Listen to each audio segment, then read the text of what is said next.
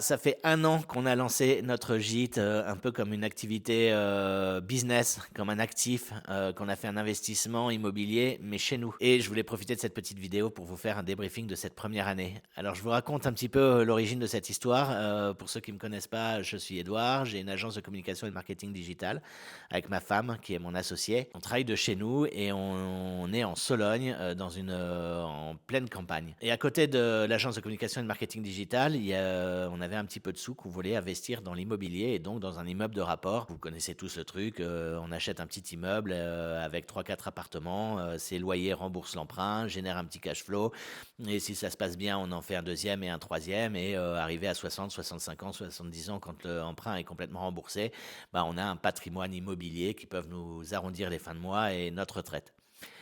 Donc on a pas mal cherché et un soir, il y a mon père qui se pointe à la maison et pendant l'apéro qui me dit: «Bah, Édouard, je pense que je vais te donner, la petite maison et la grange». Alors comment ça se passe chez nous? C'est qu'il y a mes parents qui ont une grande maison. Nous, on habite dans une autre petite maison, à titre gracieux, enfin avec un arrangement avec mon père et puis il y a cette grange qui est en ruine. C'est 4 murs, de la terre battue et un toit et tout ça, ça a 200 ans et c'est en train de commencer à s'écrouler. Il y a que des vieilleries qui sont entassées là-dedans. Donc il nous dit: «Je vais vous donner ça».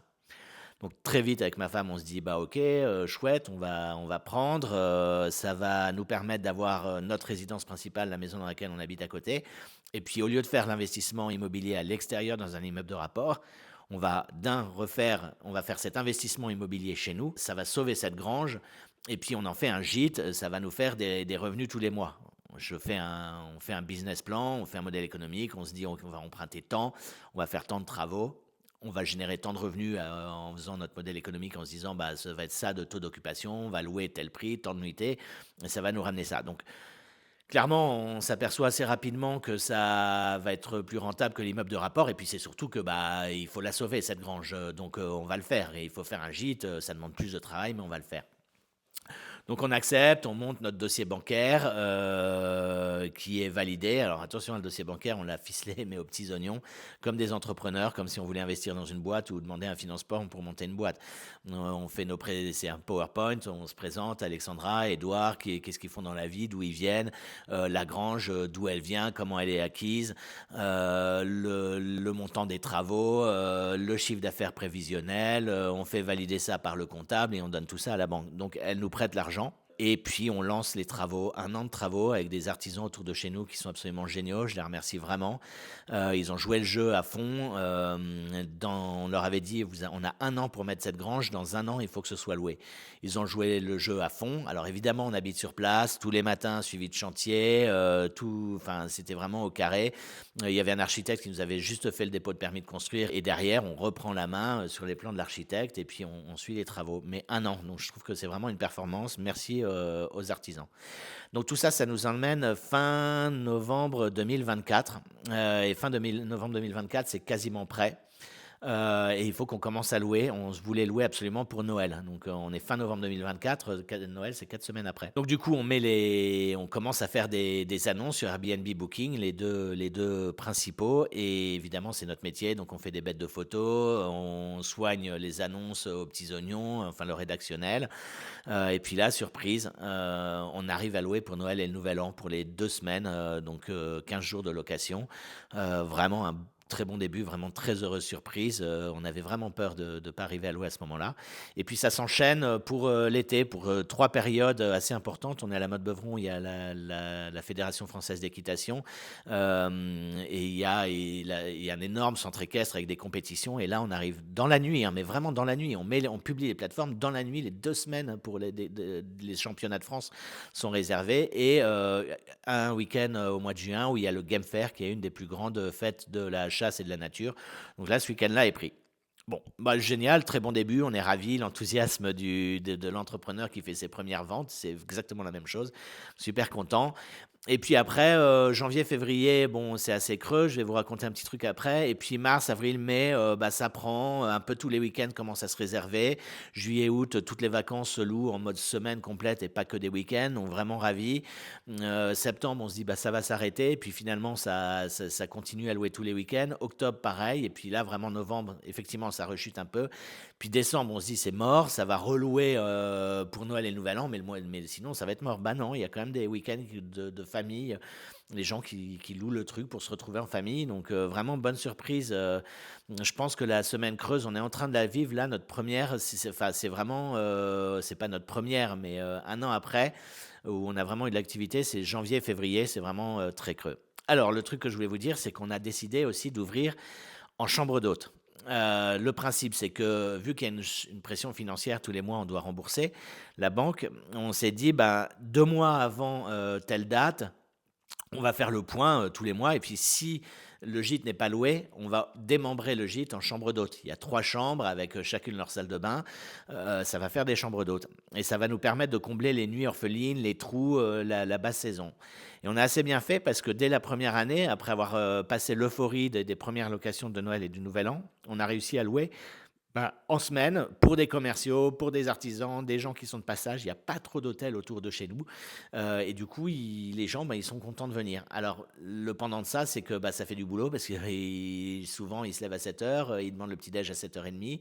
Ça veut dire qu'il faut s'être levé 2 heures avant pour avoir préparé les pancakes, les muffins. Enfin, tout ça, c'est fait maison. On reviendra là-dessus. Dites-le moi en commentaire si vous voulez que je vous parle plus du mode de chambre d'hôte.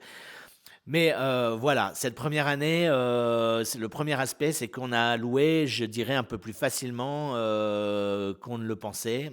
On avait des doutes. Enfin, on était assez sûr de nous, mais on a toujours peur quand il y a un gros crédit derrière qui tombe tous les mois. On avait un peu peur. Bon, ça, c'est un premier problème qui s'est bien réglé. Vraiment, je pense que la clé, ça a été l'étude de concurrence et se mettre vraiment au juste prix. Peut-être voir même un petit peu en dessous du prix de la concurrence pour être sûr de louer et pour faire des avis, des avis et des avis. Si vous avez des bons avis et tout ça, ensuite vous pouvez remonter un petit peu les prix. Airbnb et Booking vous aiment bien, vous répondez rapidement, les annonces sont complètes. Enfin, vraiment la panoplie du parfait petit gîte. Et grâce à ça, on a pu commencer à faire grossir la boule de neige. Donc on va continuer à faire grossir la boule de neige. Alors les autres aspects, après un an d'exploitation, c'est la charge de travail.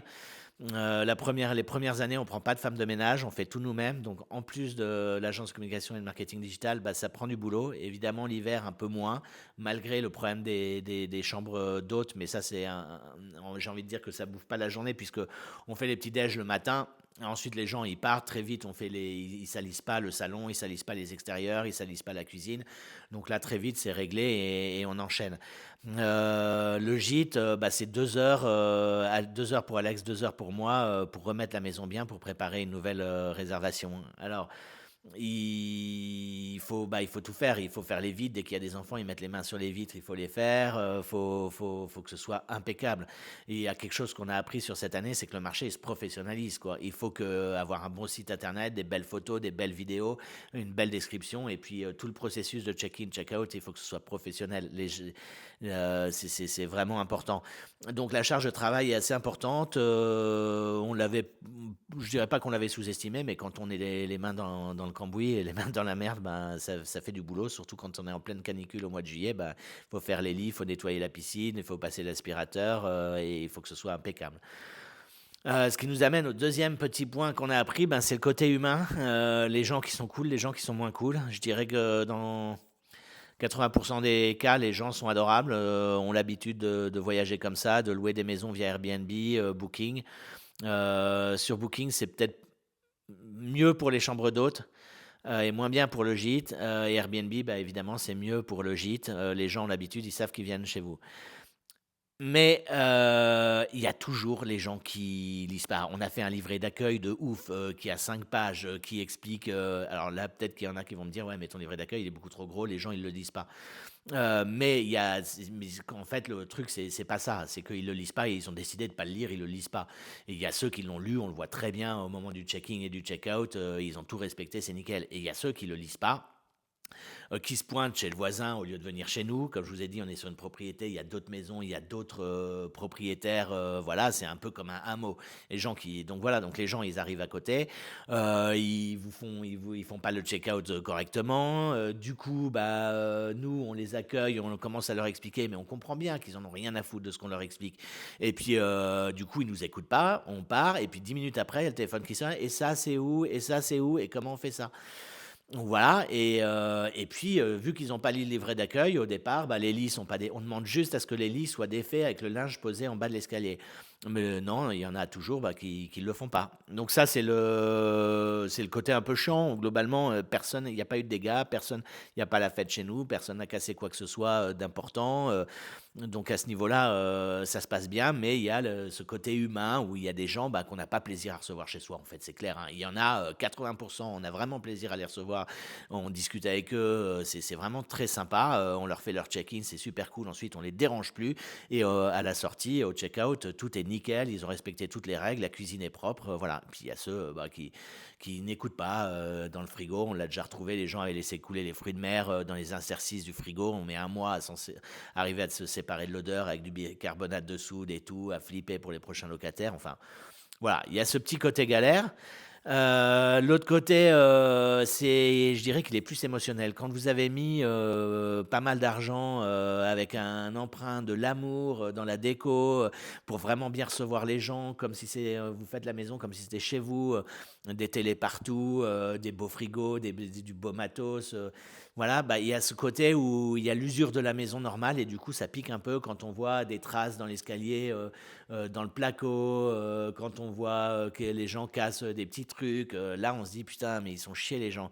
En fait, c'est juste que avec la masse de location et tout, c'est inévitable et on apprend avec le temps je dirais pas à vivre avec ça, hein, c'est pas du tout l'idée, mais on accepte qu'il y ait une usure de la maison. Ce que j'ai bien aimé, c'est un pote qui a aussi un gros gîte et qui me disait, il parlait comme un investissement immobilier, quoi. C'est l'usure, enfin comme un investissement, comme une voiture. Il y a l'usure de la voiture normale, là c'est la même chose, quoi. Elle s'use la maison à cause de tous les petits aléas. Au début c'est chiant et puis à la fin on s'y fait. Donc ça, c'était un autre petit apprentissage. Vraiment, on rentre dans les clous mois après mois. Je pense que dans les années à venir, ça va être beaucoup plus facile. On se rôde, en fait. C'est exactement ça. On connaît un petit peu toutes les ficelles et comment s'en prémunir. Comment s'en prémunir? Par exemple, on a dû faire pas mal de petites règles comme ça. Parce qu'en chambre d'hôte, comme je vous disais tout à l'heure, il y a des gens qui savent ce que c'est que des chambres d'hôtes. Le principe, c'est qu'on arrive, on loue une maison, on partage les espaces communs avec les autres gens qui ont loué des chambres d'hôtes. Et puis, on se met en maillot de bain dans sa chambre, on range sa glacière dans sa chambre, ses affaires dans sa chambre, et puis on va à la piscine. Éventuellement, on se pose dans le canapé, on profite de la télé, des bouquins qu'on a mis à disposition. Mais voilà.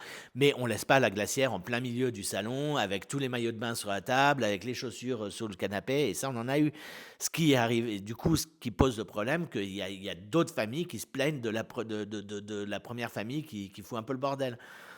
Donc ça, c'est un peu au départ, on ne sait pas trop comment gérer ces choses parce qu'il faut être diplomate, il faut froisser personne, voilà. Et du coup, on a fait des règles comme ça. Alors au début, on avait un petit panneau comme ça, et puis finalement, on a fait un deuxième, puis un troisième, puis un quatrième, parce que les gens ne comprennent, il faut les éduquer, quoi, en français, en anglais et tout ça. Donc ça, c'est un peu relou. Bon, sinon, globalement, je trouve que ça, vraiment une bonne première année.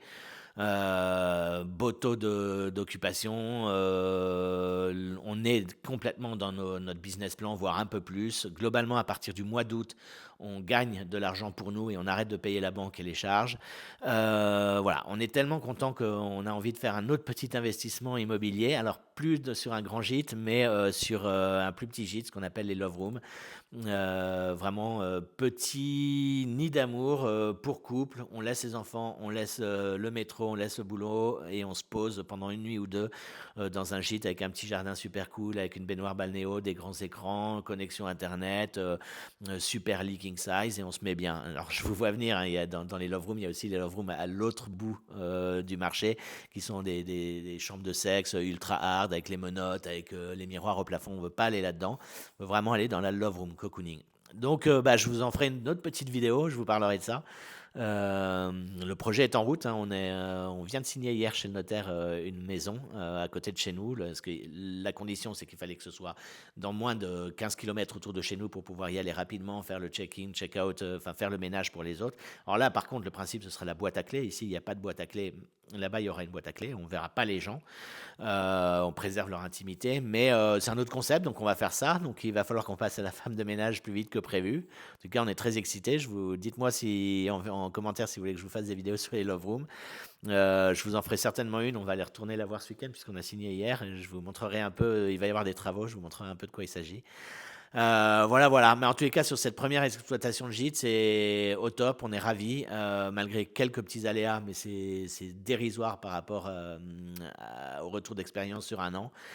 Dites-moi en commentaire si vous en avez, si vous avez connu les mêmes galères que nous. Si je pense que oui. En tout cas, je serais curieux de savoir pour vous comment ça se passe. Bah, je vous fais la bise. À très vite. Ciao, ciao.